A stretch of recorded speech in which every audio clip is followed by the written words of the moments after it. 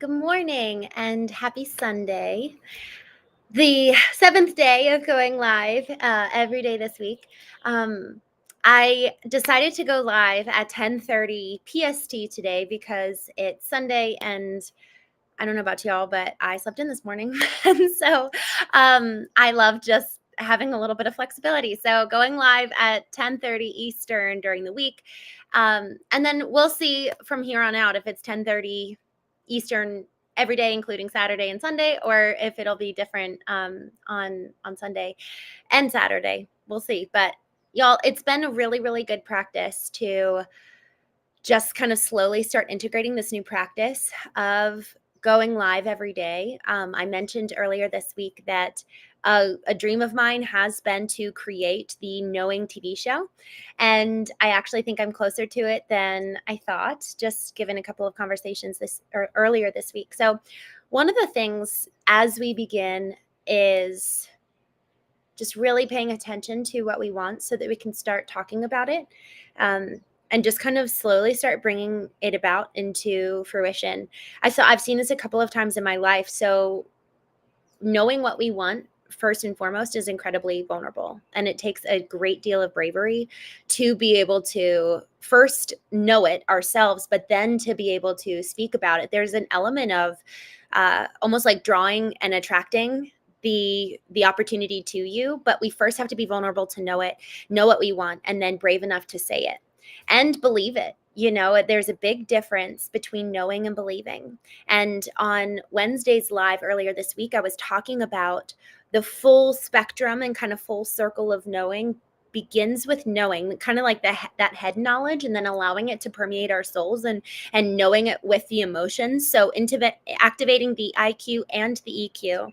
And then there's the belief that comes into play. Okay, I can't just know it, but I have to start believing it. And sometimes the knowledge changes the belief because we realize that we have fundamentally been acting on old data that we didn't know because we had never brought it into our consciousness. So much of knowing is bringing the past into our consciousness, bringing our belief systems into our consciousness, because otherwise we act according to our subconscious, which is so incredibly dangerous because we will most often be living out of alignment and acting out of alignment.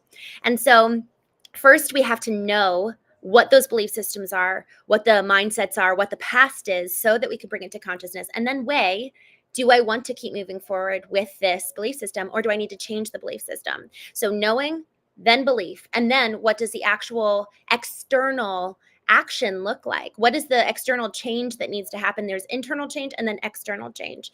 And I was talking about the IQ and the EQ need to both be employed in order for us to be able to change those beliefs and change those mindsets. But there's a third intelligence that we haven't, we as the kind of the collective proverbial we've never really considered this third intelligence, which I call the spiritual intelligence. I've only ever heard one other person say this, and I heard it this past week. He was sharing at the conference, and I was sitting there and just laughing. I was like, oh my gosh, this is it. But I talk about this in my book, Knowing. And effectively, these intelligences are predicated on three different essences of us. And I'm actually I want to read a section from my book where I actually unpack what each one of these essences mean. And each one of them alludes to the IQ, EQ, and SQ, that third intelligence that so many of us don't even know about, much less give weight to. Y'all, there's something about the spiritual side of ourselves and of our being that is only ever seen in a religious context. We kind of have this correlation between spirit and religion. And I've even asked people, people have asked me, what religion are you? And then I've heard other people ask that question and they say, oh no, I'm not religious, but I'm spiritual. So there's a slow shift in understanding that each one of us has this spiritual essence and this spiritual component, but there's no real understanding of what it looks like apart from religion. And so I'm going to read this section from my book, just to ensure that we're all on the same page, because until we define terms, you might be envisioning spirit in one regard or soul in one regard, and I'm envisioning it in another. And again, the reason, for those of you who just joined, the reason why I'm going to read this is because the spiritual intelligence is highly different from emotional intelligence, which is highly different from the intellectual intelligence. And so in order for us to understand those three parts of us and those three intelligences, we need to define terms. So this is my first time reading it aloud in this new version that I wrote. So we'll see how this goes. I'll probably find some opportunities for editing. So defining terms: the soul, the self, and the spirit. All three of which allude to those three intelligences: IQ, EQ, and SQ, spiritual intelligence. The soul. I have no intention of posturing as philosopher. Like Thomas More, I concede that any attempt to confine the soul to mere words is virtually impossible. Yet his honorable attempts position the soul as the seat of one's emotion, the home of one's emotion. Within the soul, we experience the heights and depths of feeling: joy, sorrow, desire, ache, and awe. Through the soul, we heal and we remember. We experience release and find respite from wounds long buried beneath our survival skills, carefully constructed throughout childhood. The soul, in many ways, is our emotional home. When alive and attuned, it illuminates brightly what science calls our right brain, and what I have come to know as the third essence of our being.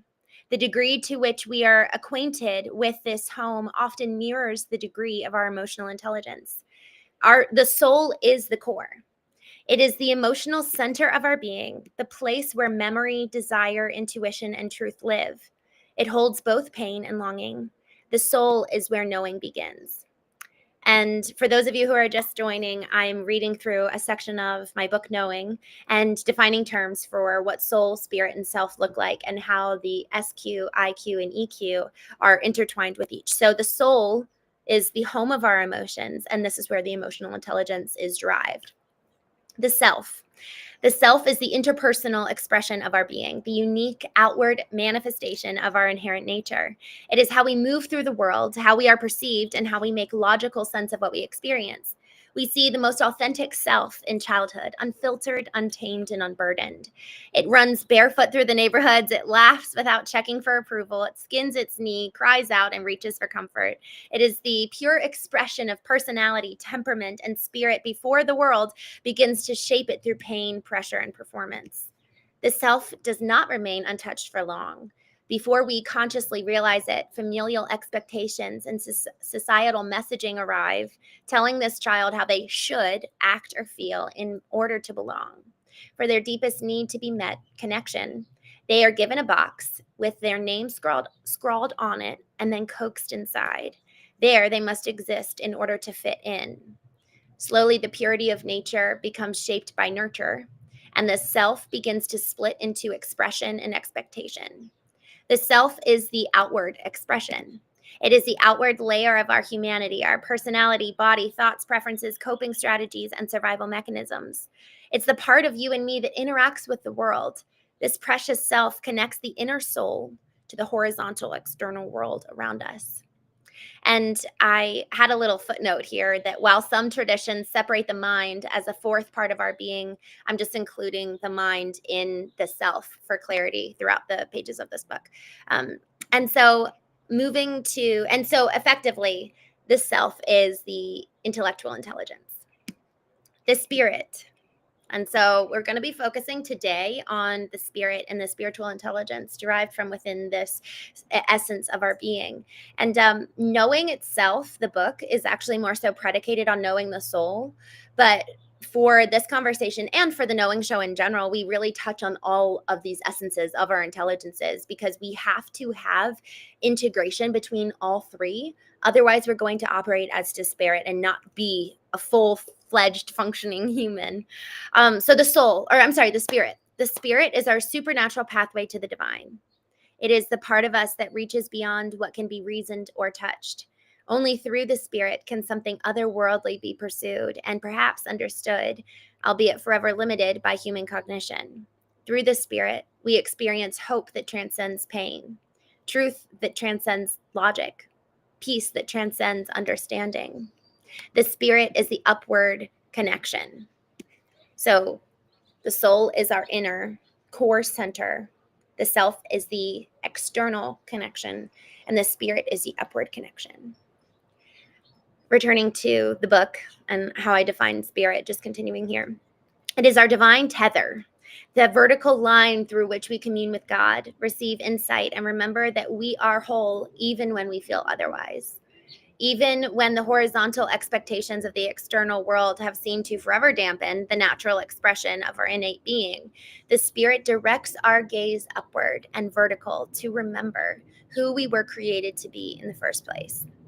Spirit is your internal knowing, the thread of you and me that is and always has been aligned with love. The self, soul, and spirit are equally essential to living life to the fullest.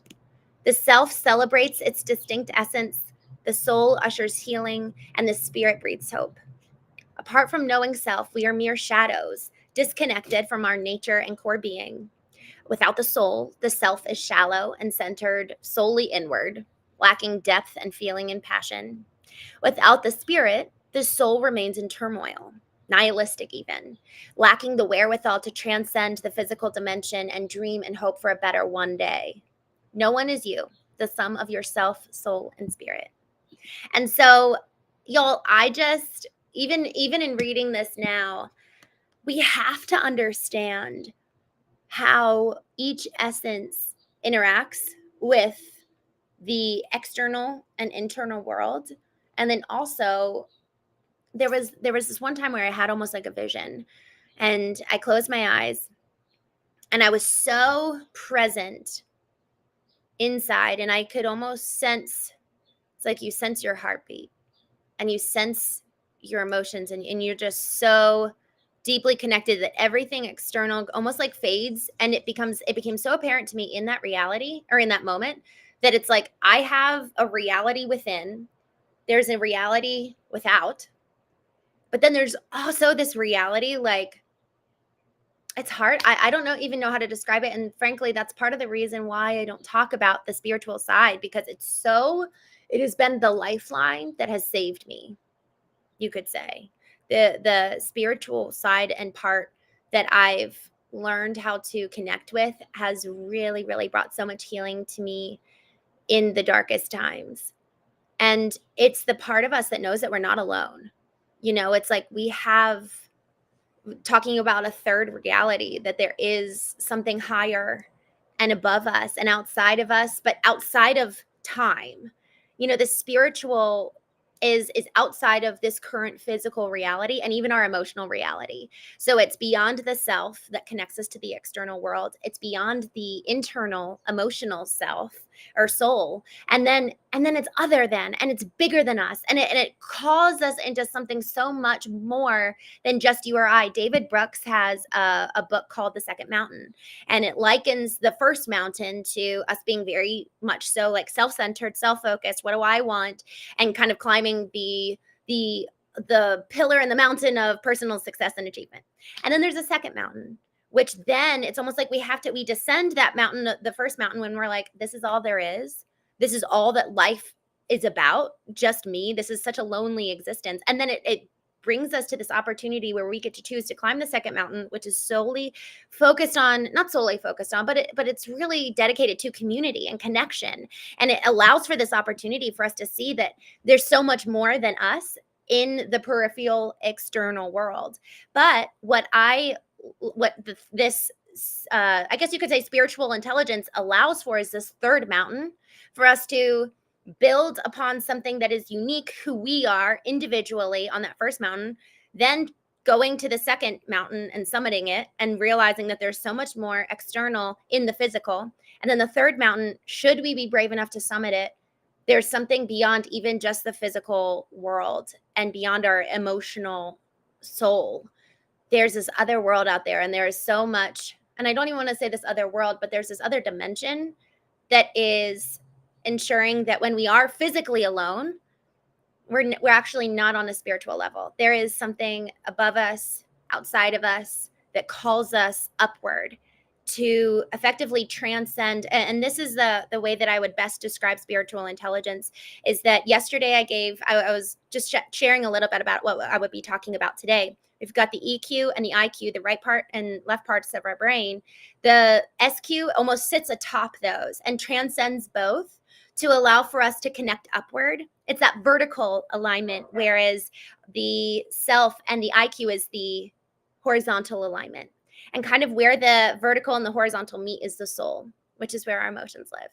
And so for those of you who just joined, I actually read through my definition of self, soul, and spirit from my book, because we have to start with defining terms. And so the IQ, the self, is the connection with the external world, and the emotional parts of us, the soul, is effectively our core center, which is where our emotions live.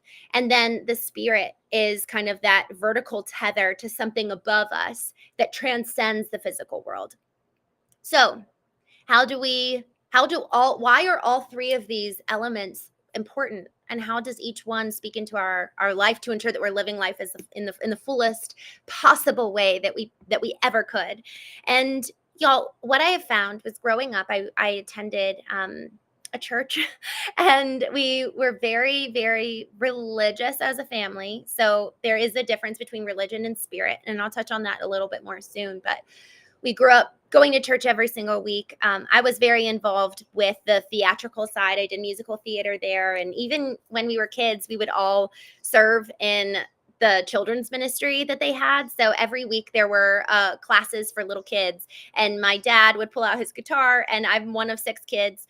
And so before my 2 younger sisters were born, it was the older 4 were like singing songs and doing puppet shows, and my mom would be there playing her flute or singing or something like that. And it was really cute and it was fun, but we were just very heavily I'll say indoctrinated. I don't love that word. Frankly, there's some negative connotation to it.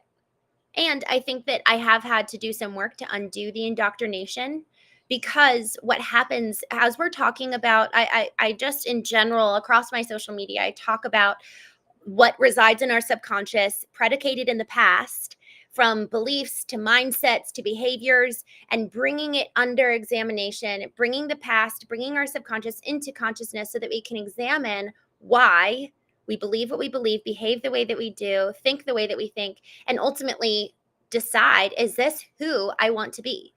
And we have to do that with those core religious beliefs that we were taught. And that's why I actually think indoctrination is the right word, because before you're old enough to think for yourself, you're told this is the way to think, this is the way to be. And there was something about that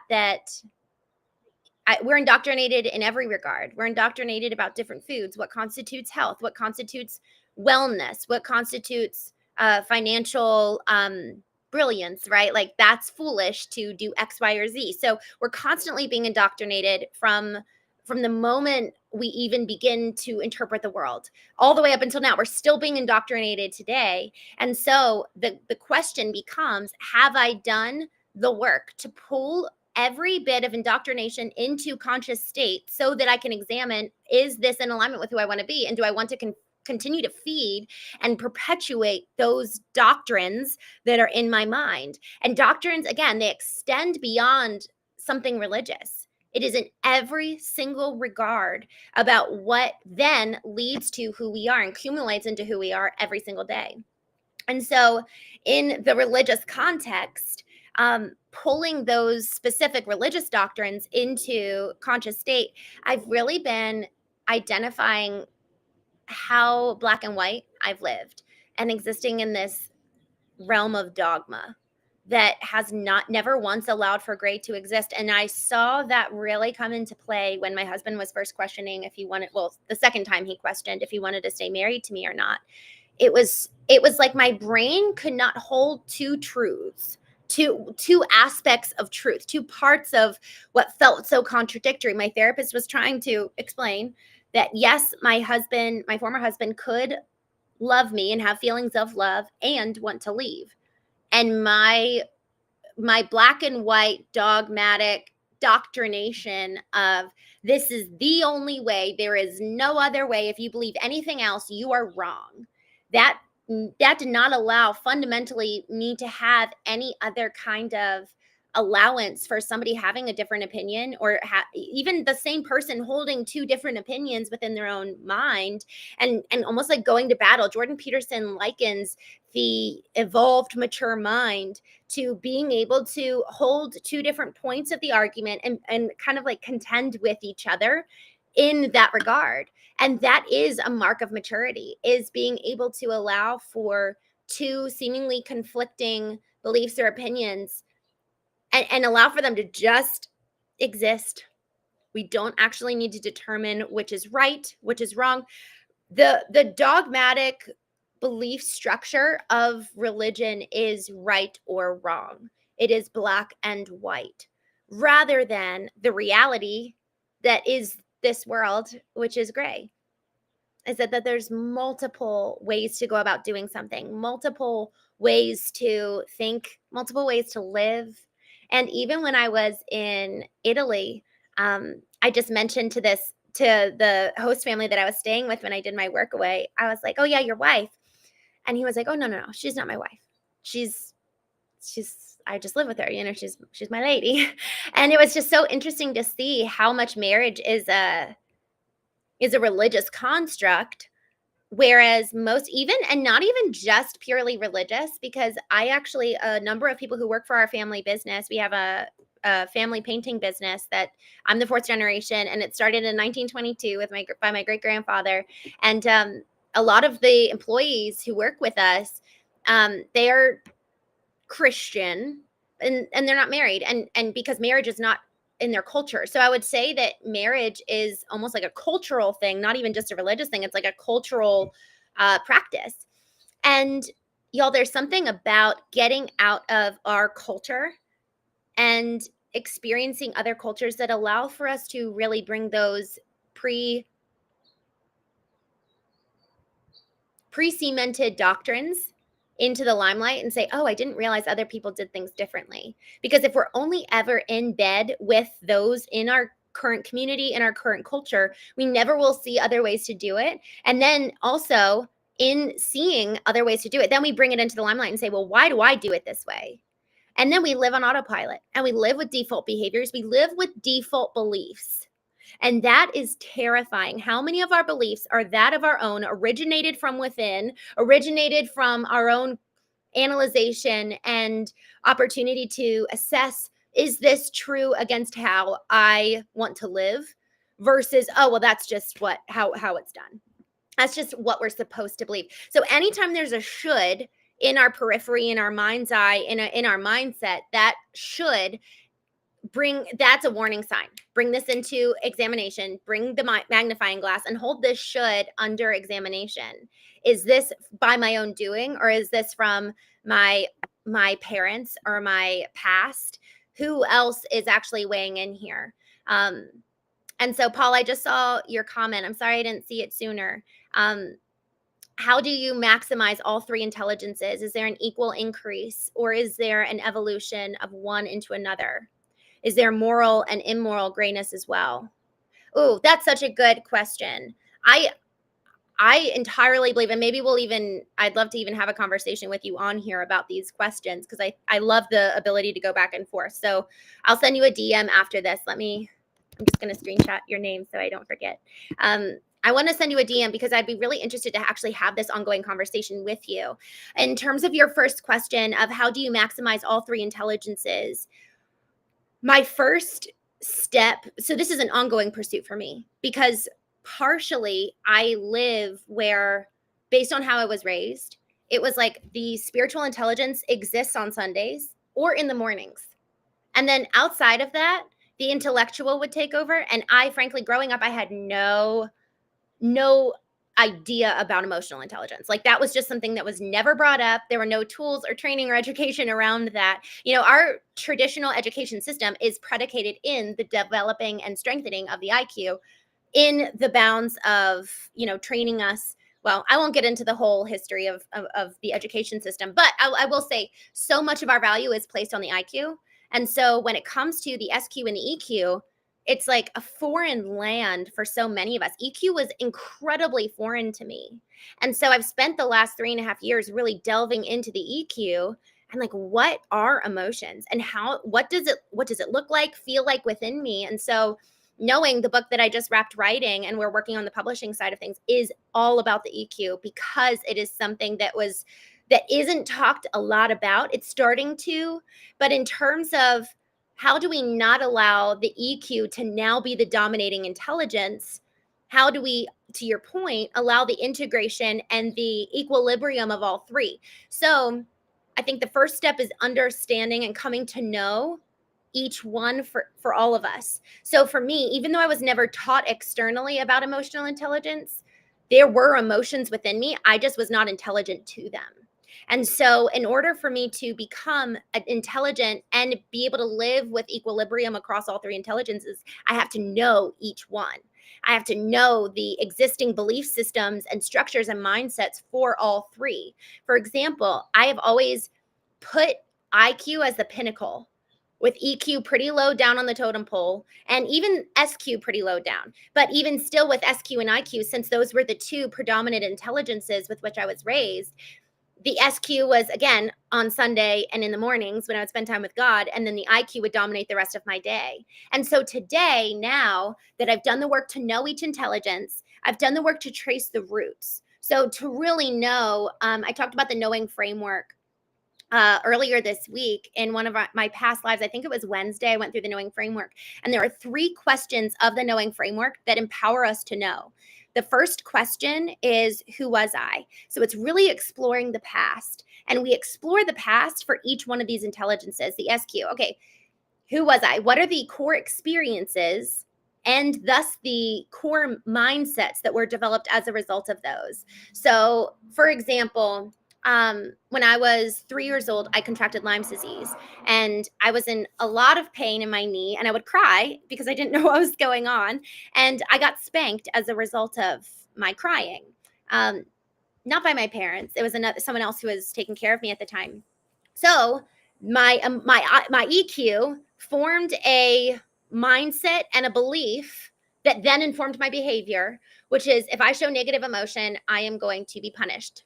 So don't show negative emotion. So there are core mindsets that are established because of these memories in the past, and thus established emotions and mindsets as a result, that weigh in on each one of these intelligences. So in order to know my SQ, IQ, and EQ, I have to know, who was I? What are the past manifestations thereof that impact who I am today? So that's the second question. Who am I today? So effectively, the knowing framework moves us through the past. How does that show up into the present? And then what's the potential?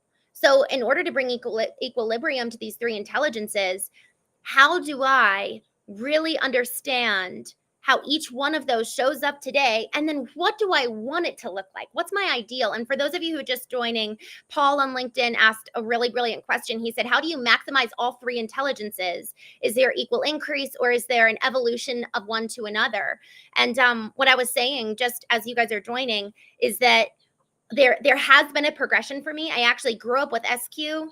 IQ was taught in school. So the SQ, the spiritual intelligence, was trained in church. And that's kind of like my initial foundational intelligence. And then the IQ, the intellectual intelligence, was really predicated and breeded in school. And then the emotional intelligence is something that I've only just started really unpacking over the last 3 years. So in terms of how to maximize all 3 intelligences, we have to know it by knowing the past, how it shows up in the present, and then identifying the potential.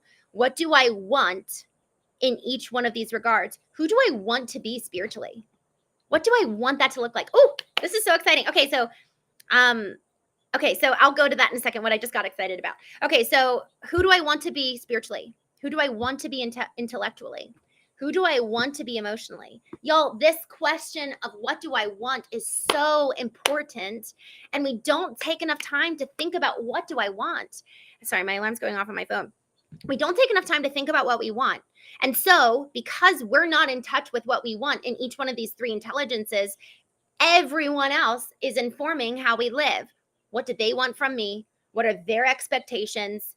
how should I live? So again, I said earlier, anytime we have should come into our narrative, internal narrative, warning sign, bring it under the limelight, analyze, is this should predicated in my own ideal for who I want to be, or is this predicated in my parents, my pastors, my peers, colleagues, competitors, customers telling me how I should live my life? Should is the best warning sign that then breeds the question of, okay, well, what do I want? And maybe they do align. Maybe that should is actually a guiding KPI, key performance indicator, to align us and lead us onward into our ideal. And that's great. So the biggest goal here is that we're bringing our shoulds under the magnifying glass and not living on autopilot. So what I got excited about was earlier, as I was thinking about this conversation for today, I felt like I should review some of my values, because y'all, a lot of us, we create values for our business, we create visions for our business, mission statements, but we don't actually do this for our personal selves, our personal lives, much less so for our marriages, for our families, even for friendships and just other roles we're in. I was leading an internal employee knowing exercise, just community building and team building. And I was really helping them get to know themselves and know each other at a really molecular level to increase their productivity and effectiveness and unity as a team. And one of the things that we were doing was just going inward and looking at what are the values of our team, but what are my personal values and how do they manifest? So to this point of personal values, I wrote down a couple 2 days ago, and I want to just read. Actually, I wrote them down yesterday morning during vertical alignment. So I want to read through these with you, and I would love y'all, as a takeaway, go ahead and write down your values in your IQ, SQ, and EQ. These are a litany touching all three categories and all three intelligences.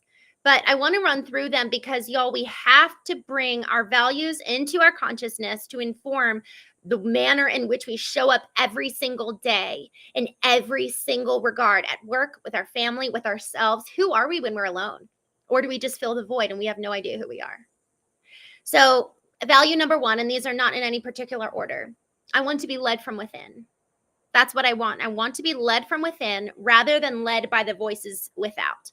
I want to be led vertically aligned with my soul, self, and spirit integrated so that I can be truly in the driver's seat and not having others subconsciously leading my life, because I've never done the work to know what I believe. I've never actually taken radical responsibility to put myself in the driver's seat of my life. So I want to be led from within. That's number one. Number two, I want to be core centered, which speaks to what we're talking about today. Core centered at the apex of IQ, EQ, and SQ.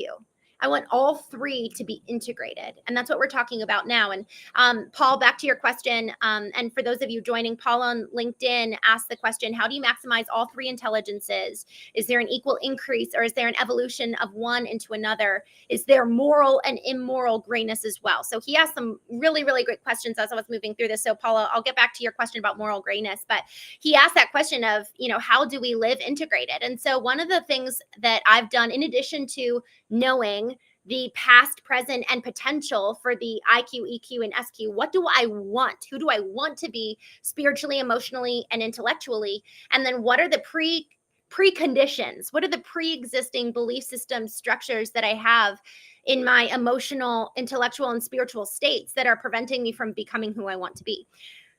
Vertical alignment is the number one practice that I have found to be most integral to living integrated. And that is every morning I take 60 to 90 minutes to meditate, to listen, to awaken my body. Y'all, I have lived, so this is another intelligence that I don't even want to get into at some point. I probably will at some point, but I've got a lot of learning to do here. But physical intelligence, literally being so in touch with my body that my body is telling me things. For example, it's like the word hackles raising. I don't know if any of you have heard that phrase, but that's actually the word for the hair on a dog's back standing up. His hackle raises. So our body should be so aware and alert and alive that, ooh, I love this. So alert and alive that we can sense danger. We can sense energy from other people. We can sense what's right. And we don't, that's a different kind of energy intelligence than spiritual, emotional, or kind of that intellectual, our mind, right? So that's a whole other intelligence that frankly, I'm just tapping into. I grew up with so much body shaming in the church that I am just starting to really honor my physical body. And y'all, there have been times that I've literally like cried just because I'm actually honoring my body. And there's so much trapped within my body, just so much shame. So there's a lot that I need to continue to learn and tap into. I digress. With that, though, vertical alignment is that time of day that I ensure that each one is integrated. Each one has a voice. Each one has the opportunity to tell me what it knows. And then my true self, so the one that God created, and I do believe we're created. I believe that we're created in the image of a creator of whom I'm seeking and searching and coming to know a little bit every day. And it's the best pursuit of my life. Man, I don't even know how to put it into words. It's brought so much healing coming to know God. And I've only come to know God after I've come to know me. Because if I am made in the image of my creator, if I reflect him and I hate myself, how can I ever know my creator? If I hate the created, what does that say about how I view the creator? Moving on to value number 3, living with intention. This device steals and robs every bit of intention from me. I start moving into that, like that concept of zombie mode is incredibly accurate. I start living mindlessly. Talk about IQ shutting all the way off. It dulls our intelligences. It dulls our senses. It dulls our ability to be led from within because we're being led from without every time we pick this up.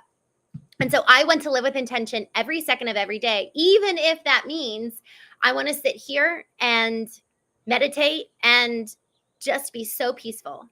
That's still being intentional with that time. And that doesn't mean I'm so attached to the output of like, oh, well, it has to look this way. You know, it has to be, this is what has to come about of this time. It means that I'm intentional with how I spend my time, and then we'll see what happens as the outcome. I'm intentional with the input. I'm intentional with the execution. Okay, next is an uncorrupted soul. That 4th value is one that is so important to me. There's a couple of reasons why here. And actually, I want to talk about purity at another time, so I'm not going to go into this. The 4th value, an uncorrupted soul. Aligned with my ideal is number 5. So in doing the work of the knowing framework, who was I? Who am I? Who do I want to be? Knowing what my ideal is, who do I want to be, is so incredibly important in order for us to then act in accordance with that. And I think I'm being slow. I'm having glitches, but maybe not. The next value is the practice of vertical alignment. So I already touched on that a little bit, and that really is a habit that I have that allows for the integration of all 3 intelligences. And again, that's a practice for those of you who just joined. Vertical alignment is a practice, a 60 to 90-minute practice on a daily basis that allows for me to go inward, touch, and tune into all of these intelligences within me, to spiritual, emotional, and intellectual, and physical intelligence. And we're not even going there. But this habit grounds me and ensures that I live every single day in alignment with my ideal that I've created as a result of the knowing framework, answering the question of who do I want to be. The next value is the sophistication of the truth. The truth is, in and of itself, is a high value for me, but the sophistication of the truth lends to the delivery of it, the manifestation of the truth. The truth is so precious, and the truth is to be safeguarded and not to be just distributed for other people to misunderstand, other people to trample on, other people to take and skew. The protection of the truth lends to our value of it. And I actually wrote a blog and an article about this it was probably last summer. So I'll go ahead and link to this in the comments afterwards. The next value is withholding judgment and extending curiosity. Y'all, I had 2 9-figure business owners come on the Knowing podcast. Each one of them, it was back to back when I was doing my interviews with them. It was so ironic. Both of them, actually, Justin Donald was the first. He was episode 2 of the Knowing podcast, season 2. And Joe Stolte is coming out in a couple weeks, and I'm so excited for his episode. And both of them talk about the value of extending curiosity. And that curious mind, y'all, curiosity is something that is so childlike. It's pure. And that speaks to my other value of an uncorrupted soul. The more we are not listening to this and listening to others, it allows for us to be curious and have questions arise from within. Kids are not taught to ask questions. Kids, it arises from this very pure, uncorrupted, unadulterated space within where they just want to know. And y'all, the more we can adopt a childlike spirit, the more that's going to allow for original creation, because we're fostering and cultivating and nurturing our own inner knowing. So then it breeds an authenticity and an original genesis of creation to spring forth. And creation is the greatest differentiator between us and AI. Gratitude is the antidote is the next value. Y'all, I cannot tell you how much gratitude has come in and really saved me in moments of conflict. Even just taking a moment and being like, I am grateful for this person. I would rather do life with them than without them. Okay, now let's engage. That has been so incredibly beneficial. And gratitude is the antidote to not being present. I was in Italy all by myself. I had been traveling, I think, for about 4 weeks solo at this time. And I was starting to feel lonely. And I was like, man, where are my people? Where are friends? Where's another person to have a conversation with? Because my Italian is not proficient whatsoever, unfortunately. And I just had this moment of realization in so complaining that gratitude is the antidote of complaining. It's the antidote of bringing us into the present. Because look around me in Italy, I am in the most idyllic place. And so gratitude immediately brought me back to present. The next value, the pursuit of excellence, not perfection. So this really alludes to not just the business side, because I've really allowed perfection to stall my progress, but it also speaks to how I show up every day. If I'm trying to be perfect, I'm actually not living authentic, because I'm not perfect. And so if I'm trying to be perfect, I'm actually not living aligned with who I want to be. And who I want to be, that's a whole other question. Who I want to be is different than my values, but a core part of who I want to be is authentic and is vulnerable. And that is so messy. And wisdom beckons us to be wise and sophisticated with the truth as we reveal who we are authentically, vulnerably, or otherwise with others around us. Who are the right people for us to bare our souls to.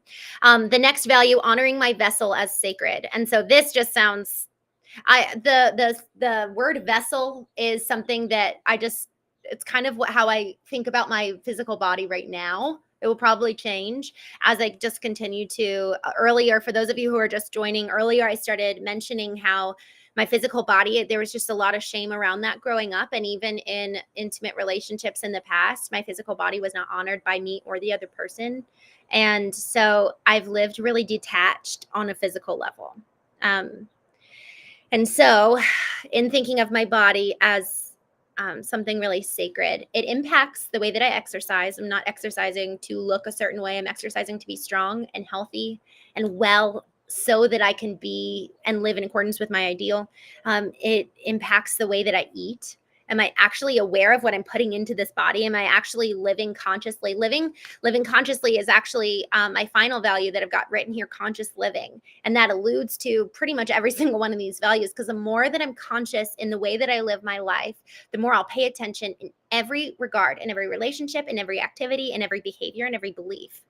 The next value is a spirit of generosity, manifesting as enough, where I'm not actually overly giving to the point that I will resent them, but that I'm giving enough with a generous heart. And that really alludes to the financial. So each one of my values has a manner and a modality in which it shows up. And the modality is kind of life core areas. So financially, professionally, personally, spiritually, emotionally, the list goes on. So each one of my values has very key areas of, okay, this informs the execution in this regard. And for those of you who just joined, I'm just kind of wrapping up some of the values that I've outlined that inform the manner in which I engage in every single regard of my life. And the final value that I've got here is bravery is the antithesis of codependence. Codependence is a whole other conversation that we'll probably get into at some point. And codependence has been the nemesis of my life. It's actually been something deadly to me. I went on a sailing trip 2-3 weeks ago that my former husband and I went on 8 years ago. And it was really hard. It was like reopening wounds and sitting in the ashes all over again. And it was really helpful and it was really important. And in that process, I just realized how much I had lived in a state mentally of codependence and emotionally of codependence. And y'all, we can even exist spiritually in codependence. I was at this conference and this woman said, you know, the narrative that I always think is that I'm not good enough. She's like, oh, but God, thank goodness for God. He makes me enough. I'm like, that's still codependent. We're still looking externally. Sure, maybe you're looking up externally, whereas other people will look externally, horizontally for them to be fulfilled and looking for someone else to say that they're worthy. Spiritually, where do we and how do we use God as a scapegoat for us assuming radical responsibility over knowing who we are and deeming that we are worthy for who we are and doing the work? People will use God as a scapegoat from doing the work. And so that's a challenge that I have for you today is, how is God your scapegoat? I think that's it. Guys, thank you for those of you who tuned in. Paul, I'm going to shoot you a message and would love to have you on the Knowing Conversations and continue this conversation. I have a lot of exploration to do, and I'm excited to do that with you. So cheers, my friends. Have a wonderful Sunday.